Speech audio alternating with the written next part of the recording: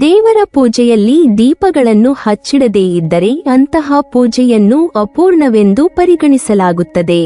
ದೇವರ ಪೂಜೆಯನ್ನು ಮಾಡುವಾಗ ನಾವು ಕಡ್ಡಾಯವಾಗಿ ದೇವರ ಮುಂದೆ ದೀಪಗಳನ್ನು ಹಚ್ಚಿಡಬೇಕು. ದೇವರ ಮುಂದೆ ದೀಪಗಳನ್ನು ಹಚ್ಚಿಡುವುದಕ್ಕೆ ಅದರದ್ದೇ ಆದ ನಿಯಮಗಳು, ರೀತಿ ನೀತಿಗಳು ಇವೆ. ಅದರಂತೆಯೇ ನಾವು ದೇವರ ಮುಂದೆ ದೀಪವನ್ನು ಹಚ್ಚಿಡಬೇಕು. ಕೆಲವೊಬ್ಬರು ದೇವರಿಗೆ ಎಣ್ಣೆಯ ದೀಪವನ್ನು ಹಚ್ಚಿಟ್ಟರೆ ಇನ್ನು ಕೆಲವರು ತುಪ್ಪದ ದೀಪವನ್ನು ಹಚ್ಚಿಡುತ್ತಾರೆ. ಎಣ್ಣೆಯ ದೀಪಕ್ಕಿಂತಲೂ ತುಪ್ಪದ ದೀಪ ಅತ್ಯಂತ ಶ್ರೇಷ್ಠ ಎನ್ನುವ ನಂಬಿಕೆಯಿದೆ. ಭಾರತೀಯ ಸಂಸ್ಕೃತಿಯಲ್ಲಿ ಅತಿ ಪವಿತ್ರವಾದ ಆಚರಣೆಗಳಲ್ಲಿ ತುಪ್ಪದ ದೀಪ ಹಚ್ಚುವುದು ಒಂದಾಗಿದೆ. ಇದರ ಹಿಂದಿರುವ ಕಾರಣಗಳು ಧಾರ್ಮಿಕ, ವೈಜ್ಞಾನಿಕ ಹಾಗೂ ಮಾನಸಿಕ ಆಧಾರದ ಮೇಲೆ ನಿರ್ಮಿತವಾಗಿದೆ. ಬನ್ನಿ ಇಂದಿನ ವಿಡಿಯೋದಲ್ಲಿ ತುಪ್ಪದ ದೀಪ ಹಚ್ಚುವುದು ಏಕೆ, ಅದರ ಮಹತ್ವವೇನು ಎಂಬುದರ ಬಗ್ಗೆ ತಿಳಿದುಕೊಳ್ಳೋಣ. ದೇವರಿಗೆ ತುಪ್ಪ ದೀಪ ಹಚ್ಚುವುದು ಹಿಂದಿನ ಕಾಲದಿಂದಲೂ ನಡೆದು ಬಂದ ಸಂಪ್ರದಾಯ. ತುಪ್ಪದ ಆರತಿ ಬೆಳಗುವುದು, ತುಪ್ಪದ ದೀಪ ಹಚ್ಚುವುದು, ಹೋಮ ಹವನಗಳಲ್ಲಿ ಅಗ್ನಿಗೆ ತುಪ್ಪ ಸುರಿಯುವುದು ಮುಂತಾದ ಧಾರ್ಮಿಕ ಕಾರ್ಯಗಳಲ್ಲಿ ಇದು ರೂಢಿಯಲ್ಲಿದೆ.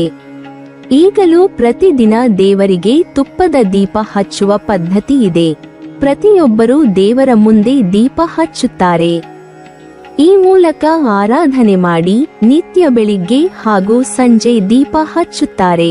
ಈ ರೀತಿ ದೀಪ ಹಚ್ಚುವುದರಿಂದ ಮನೆಯಲ್ಲಿ ಇರುವ ಅಂಧಕಾರ ಹೋಗಿ ವಾಸ್ತುದೋಷ ನಿವಾರಣೆಯಾಗುತ್ತದೆ ಎನ್ನುವ ನಂಬಿಕೆಯಿದೆ. ತುಪ್ಪ ಅಂದರೆ ಘೃತ, ಗೋಮಾತೆಯಿಂದ ದೊರಕುವ ಶುದ್ಧ ದ್ರವ್ಯ. ಇದನ್ನು ದೀಪದಲ್ಲಿ ಬಳಸುವುದು ದೇವತಾ ಪೂಜೆಗೆ ಶುದ್ಧತೆ ಮತ್ತು ಶ್ರದ್ಧೆಯನ್ನು ತೋರಿಸುತ್ತದೆ. ದೀಪದ ಮೂಲಕ ದೇವರಿಗೆ ಬೆಳಕು ಅರ್ಪಿಸುವುದು ಅಜ್ಞಾನ ದೂರ ಮಾಡುವ ಸಂಕೇತ. ತುಪ್ಪದಿಂದ ಹಚ್ಚಿದ ದೀಪ ದೀರ್ಘಕಾಲ ಹೊತ್ತಿರುತ್ತದೆ ಮತ್ತು ಹೆಚ್ಚು ಜ್ವಲಮಾನವಾಗಿರುತ್ತದೆ. ಧರ್ಮ ಗ್ರಂಥಗಳ ಪ್ರಕಾರ ತುಪ್ಪದ ದೀಪ ಹಚ್ಚುವ ಮೂಲಕ ಪುಣ್ಯ ಗಳಿಸುತ್ತೇವೆ.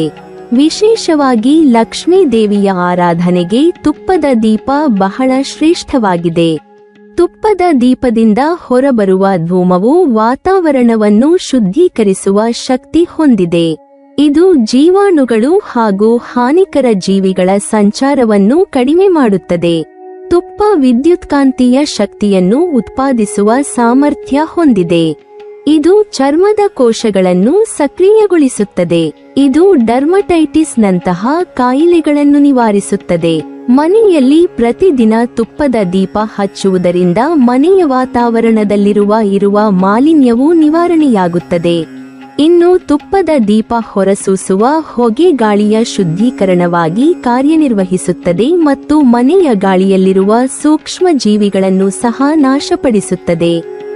ತುಪ್ಪದ ದೀಪದ ಸುವಾಸನೆ ಮನಸ್ಸನ್ನು ಶಾಂತವಾಗಿರಿಸುತ್ತದೆ ಮತ್ತು ಖಿನ್ನತೆಯನ್ನು ನಿವಾರಿಸುತ್ತದೆ. ದೇವರಿಗೆ ತುಪ್ಪದ ದೀಪವನ್ನು ಹಚ್ಚಿಡುವುದು ಹೇಗೆ ಎಂಬುದರ ಬಗ್ಗೆ ತಿಳಿದುಕೊಳ್ಳುವುದಾದರೆ, ದೇವರಿಗೆ ಮಣ್ಣಿನ ದೀಪವನ್ನು ಹಚ್ಚಿಡುವುದು ತುಂಬಾನೇ ಶ್ರೇಷ್ಠ. ಇದರ ಬದಲಾಗಿ ನೀವು ಬೆಳ್ಳಿ ಅಥವಾ ಹಿತ್ತಾಳೆಯ ದೀಪವನ್ನು ಕೂಡ ಹಚ್ಚಿಡಬಹುದು. ದೀಪದ ವಿಚಾರಕ್ಕೆ ಬಂದರೆ ನೀವು ಮುಕ್ಕು ಮುರಿದಿರುವ, ಬಿರುಕು ಬಿಟ್ಟಿರುವ, ತುಂಡಾಗಿರುವ ಅಥವಾ ಇನ್ನಾವುದೇ ರೀತಿಯಲ್ಲಿ ಸ್ವಚ್ಛವಾಗಿರದ ದೀಪಗಳನ್ನು ಪೂಜೆಯಲ್ಲಿ ದೇವರ ಮುಂದೆ ಹಚ್ಚಿಡಬಾರದು.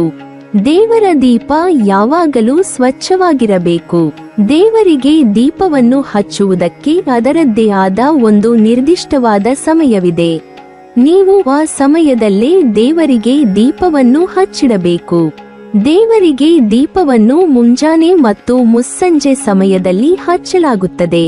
ತುಪ್ಪದ ದೀಪವನ್ನು ನೀವು ದೇವರಿಗೆ ಮುಂಜಾನೆ 5 ಗಂಟೆಯಿಂದ ಬೆಳಗ್ಗೆ 10 ಗಂಟೆಯ ಒಳಗೆ ಹಚ್ಚಬೇಕು.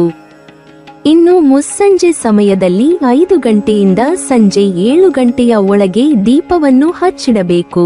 ತುಪ್ಪ ದೀಪವನ್ನು ಯಾವಾಗಲೂ ದೇವರ ಎಡಭಾಗಕ್ಕೆ ಇಟ್ಟು ಬೆಳಗಿಸಬೇಕು ಅಥವಾ ಮುಂಭಾಗದಲ್ಲಿ ಇಡಬೇಕು. ಸಾಮಾನ್ಯವಾಗಿ ಹೆಚ್ಚಿನವರು 2 ದೀಪವನ್ನು ಬೆಳಗುತ್ತಿದ್ದರೆ ದೇವರ ಬಲಭಾಗದಲ್ಲೊಂದು, ಎಡಭಾಗದಲ್ಲೊಂದು ದೀಪವನ್ನು ಹಚ್ಚಿಡುತ್ತಾರೆ. ಈ ರೀತಿ ಮಾಡುವುದು ತಪ್ಪಾಗಿರುತ್ತದೆ. 2 ದೀಪವನ್ನು ಜೊತೆಯಾಗಿಯೇ ಇಡಬೇಕು. ತುಪ್ಪದ ದೀಪ ದೇವರಿಗಿಂತಲೂ ದೇವತೆಗಳಿಗೆ ಅತ್ಯಂತ ಪ್ರಿಯ.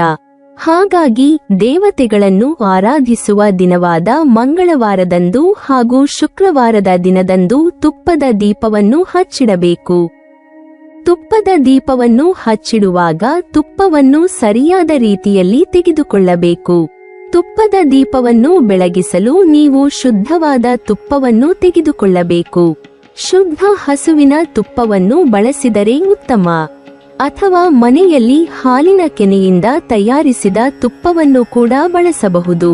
ತುಪ್ಪದ ದೀಪವನ್ನು ಬೆಳಗಿಸುವಾಗ ಒಂದೇ ಬತ್ತಿಯಿಂದ ದೀಪವನ್ನು ಬೆಳಗಿಸಬಾರದು. 2 ದೀಪವಿದ್ದರೆ ಪ್ರತಿ ದೀಪದಲ್ಲೂ 2 ಬತ್ತಿಯನ್ನು ಇಟ್ಟು ದೀಪವನ್ನು ಬೆಳಗಿಸಬೇಕು. ತುಪ್ಪದ ದೀಪ ಹೆಚ್ಚು ಉಷ್ಣತೆ ಒದಗಿಸುತ್ತದೆ. ಇದು ಬೆಳಗಿನ ಅಥವಾ ಸಂಜೆಯ ಸಮಯದಲ್ಲಿ ಮನಸ್ಸು ನಿರ್ವಹಣೆಗೆ ಸಹಕಾರಿಯಾಗುತ್ತದೆ. ಗಂಧದಿಂದ ಮನಸ್ಸಿಗೆ ಶಾಂತಿ ಸಿಗುತ್ತದೆ. ತುಪ್ಪದ ಧೂಮವು ತಲೆನೋವು, ತಾಪ ಮತ್ತು ಅಲರ್ಜಿ ಇತ್ಯಾದಿಗಳ ವಿರುದ್ಧ ಸಹಾಯಕರವಾಗಿರಬಹುದು. ತುಪ್ಪದ ದೀಪದಿಂದ ಶುದ್ಧ ಶಕ್ತಿಯ ಕಂಪನಗಳು ಹೊರಹೊಮ್ಮುತ್ತವೆ ಎಂಬ ನಂಬಿಕೆಯಿದೆ. ಇದು ಮನದೊಳಗಿನ ಶಾಂತಿ, ಶ್ರದ್ಧೆ ಮತ್ತು ಸಮಾಧಾನಕ್ಕೆ ಕಾರಣವಾಗುತ್ತದೆ. ದೀಪವನ್ನು ಹಚ್ಚುವುದರಿಂದ ನೀವು ದೀಪದ ಜ್ವಾಲೆಯನ್ನು ಪೂರ್ವಕ್ಕೆ ಇಟ್ಟುಕೊಂಡರೆ ಅದು ನಿಮ್ಮ ಜೀವಿತಾವಧಿಯನ್ನು ಹೆಚ್ಚಿಸುತ್ತದೆ. ತುಪ್ಪದ ದೀಪವನ್ನು ಬೆಳಗಿಸುವಾಗ ಅದರ ಜ್ವಾಲೆಯು ಪಶ್ಚಿಮಕ್ಕೆ ಹೋಗಲು ಬಿಡಬೇಡಿ. ಇಲ್ಲದಿದ್ದರೆ ಅದು ನಿಮ್ಮ ಮನೆಯಲ್ಲಿ ದುಃಖವನ್ನು ಹೆಚ್ಚಿಸುತ್ತದೆ. ತುಪ್ಪದ ದೀಪದ ಜ್ವಾಲೆಯನ್ನು ನೀವು ಉತ್ತರ ದಿಕ್ಕಿನ ಕಡೆಗೆ ಇಟ್ಟುಕೊಂಡರೆ ಇದರಿಂದ ನೀವು ಪ್ರಯೋಜನ ಪಡೆಯುತ್ತೀರಿ. ದೀಪವನ್ನು ಯಾವಾಗಲೂ ಬೆಳಗಿಸುವಾಗ ತುಪ್ಪದ ದೀಪದ ಸುವಾಸನೆ ಇದು ಮನೆಯಲ್ಲಿ ಶಾಂತಿಯ ವಾತಾವರಣವನ್ನು ಸೃಷ್ಟಿಸುತ್ತದೆ. ಪೂಜೆ ಮಾಡುವಾಗ ಎಂದಿಗೂ ತುಪ್ಪದ ದೀಪದಿಂದ ಅಗರಬತ್ತಿ ಹಚ್ಚಬೇಡಿ. ಇದರಿಂದ ಬಡತನ ಹೆಚ್ಚಾಗುತ್ತದೆ. ಒಂದು ದೀಪವನ್ನು ಮತ್ತೊಂದು ದೀಪಕ್ಕೆ ಹಚ್ಚುವುದರಿಂದ ಮನೆಯ ಆರ್ಥಿಕ ಪರಿಸ್ಥಿತಿ ಹದಗೆಡುತ್ತದೆ. ಅಂತೆಯೇ ದೀಪದೊಂದಿಗೆ ದೀಪವನ್ನು ಎಂದಿಗೂ ಬೆಳಗಿಸಬೇಡಿ. ಇದು ಮನೆಯ ಆರ್ಥಿಕ ಸ್ಥಿತಿಯನ್ನು ಇನ್ನಷ್ಟು ಹದಗೆಡಿಸುತ್ತದೆ. ಅದೇ ರೀತಿ ದೀಪ ಹಚ್ಚುವಾಗ ಬೆಂಕಿ ಕಡ್ಡಿ ಬಳಸುತ್ತೀರಿ. ಆಗ ಬಾಯಿಂದ ಬೆಂಕಿ ಕಡ್ಡಿ ಆರಿಸಬೇಡಿ, ಕೈಯಿಂದ ನಂದಿಸಿ. ನೀವು ಬಾಯಿಂದ ಬೆಂಕಿ ನಂದಿಸಲು ಪ್ರಯತ್ನಿಸಿದರೆ ಲಕ್ಷ್ಮಿ ಅಲ್ಲಿಂದ ಹೋಗುತ್ತಾಳೆ ಎನ್ನುವ ನಂಬಿಕೆಯಿದೆ. ಶುಚೌ ದೀಪ ಪ್ರದೀಪ್ತೇತು ಪೂಜಿತೋ ಯಃ ಸದಾ ಮಯ ಸ ವೈ ಪುಣ್ಯಫಲಂ ಬೃಹತ್ ದತ್ತಂ ಮೋಕ್ಷ ಫಲಂ ಲಭೇತ್. ಅಂದರೆ ಶುದ್ಧವಾದ ಸ್ಥಳದಲ್ಲಿ ದೀಪ ಹಚ್ಚಿ ದೇವರನ್ನು ಪೂಜಿಸಿದರೆ ಅಪಾರ ಪುಣ್ಯ ಮತ್ತು ಮೋಕ್ಷವನ್ನು ದೊರಕಿಸಬಹುದು ಎಂದು ಪುರಾಣಗಳು ತಿಳಿಸುತ್ತವೆ. ಶ್ರೀಕೃಷ್ಣನ ಮುಂದೆ ತುಪ್ಪದ ದೀಪ ಹಚ್ಚಿದರೆ ಸಂತಾನ ಪ್ರಾಪ್ತವಾಗುವುದು. ಗಣಪತಿ ಮುಂದೆ ತುಪ್ಪದ ದೀಪ ಹಚ್ಚಿಟ್ಟರೆ ಸಂಕಷ್ಟಗಳು ಪರಿಹಾರವಾಗುವುದು. ನಾಗದೇವರಿಗೆ ಮತ್ತು ಸುಬ್ರಹ್ಮಣ್ಯ ಸ್ವಾಮಿಗೆ ತುಪ್ಪದ ದೀಪ ಹಚ್ಚಿಟ್ಟರೆ ಸರ್ಪ ದೋಷಗಳು ದೂರಾಗುವುದು. ದುರ್ಗಾದೇವಿಗೆ ತುಪ್ಪದ ದೀಪ ಹಚ್ಚಿದರೆ ಇಷ್ಟಾರ್ಥಗಳೆಲ್ಲ ಈಡೇರುವುದು. ಲಕ್ಷ್ಮೀ ದೇವಿಯ ಮುಂದೆ ತುಪ್ಪದ ದೀಪ ಹಚ್ಚಿಟ್ಟರೆ ಧನ ಸಂಪತ್ತು ಪ್ರಾಪ್ತವಾಗುವುದು. ಧರ್ಮ ಗ್ರಂಥಗಳಲ್ಲಿ ಎಣ್ಣೆಗಿಂತ ಹೆಚ್ಚು ತುಪ್ಪದ ದೀಪವನ್ನು ಬೆಳಗಿಸುವುದು ಹೆಚ್ಚು ಮುಖ್ಯ ಎಂದು ಹೇಳಲಾಗುತ್ತದೆ. ಎಣ್ಣೆ ಅಥವಾ ತುಪ್ಪದಿಂದ ದೀಪವನ್ನು ಹಚ್ಚಬೇಕು. ಅದರಲ್ಲೂ ತುಪ್ಪದ ದೀಪ ಹೆಚ್ಚು ಶ್ರೇಷ್ಠ.